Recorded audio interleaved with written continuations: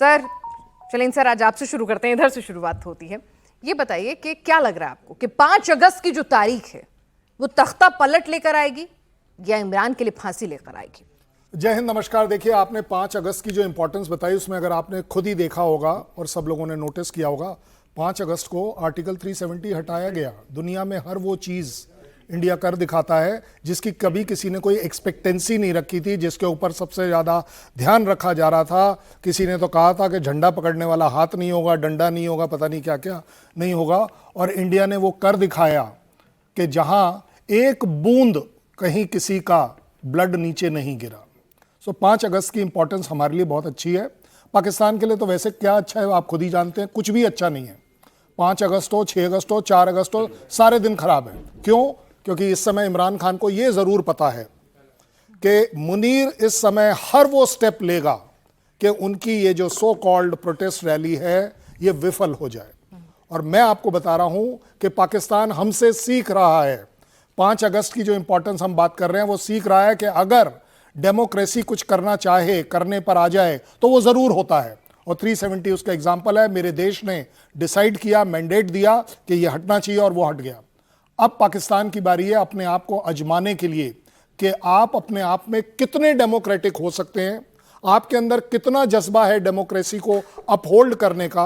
और सबसे बड़ी बात, कब तक आप मुनीर और उसकी आर्मी से सहते रहेंगे, दबते रहेंगे, मरते रहेंगे, पॉलिटिकली, इकोनॉमिकली, सोशली, तीनों फ्रंट्स के ऊपर। बट यस, जिम्मेदारी से अगर आप एक अच्छा आकलन करें तो Pakistan is heading for trouble, इसमें कोई डाउट नहीं है। मुनीर अपनी उस प्रॉब्लम को लेकर शायद अपने आप में या तो बढ़ जाएगा या मर जाएगा।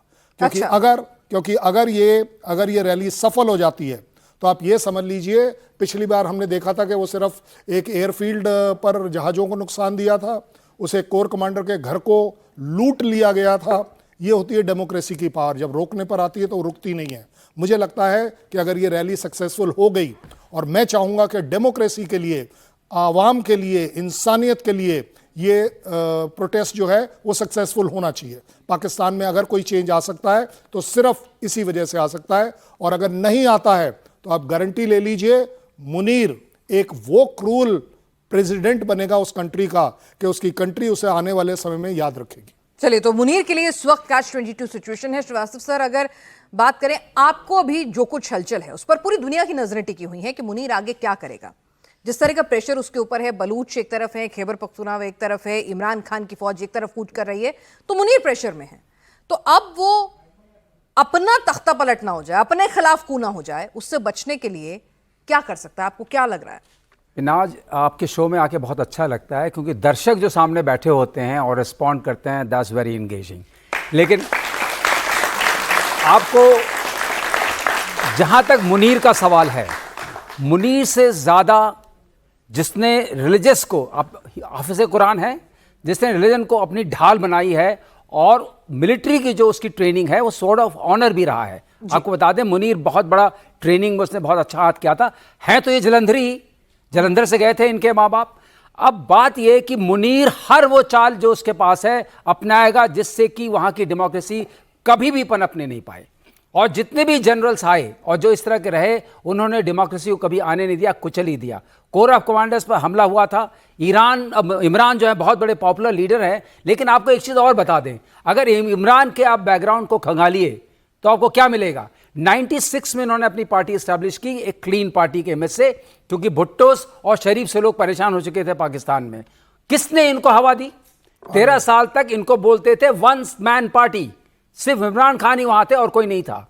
तो इनको ही इसी ISI ने खड़ा किया as an alternative to these two families. अब ये खड़े होने के बाद जब ये बन गए तो इनके अंदर थोड़ा जज्बा आया कि हम कुछ करते हैं, देश के लिए कुछ करते हैं। और इन्होंने US के ऊपर जो डिपेंडेंस थी, अगर मैं आप मुझसे पूछिए इनकी गलती क्या रही, हट करके ये रशिया से भी हाथ मिलाने चले गए। उसके बाद रशिया ने यूक्रेन पर अटैक कर दिया और ये चाइना की तरफ झुके। इसके बाद इनका वो एक तरीके से जो कहते हैं साम्राज्यिक ढलने लगा और एक डेमोक्रेटिक तरीके से दिखाया गया कि 2 पार्टीज अलग हुई और ये पार्लियामेंट में हार गए और इसलिए PM पद से हटा दिए गए। लेकिन सबके पीछे वही ISI जिसने इनको खड़ा किया था, वही मिलिट्री जिसने इनको खड़ा किया था।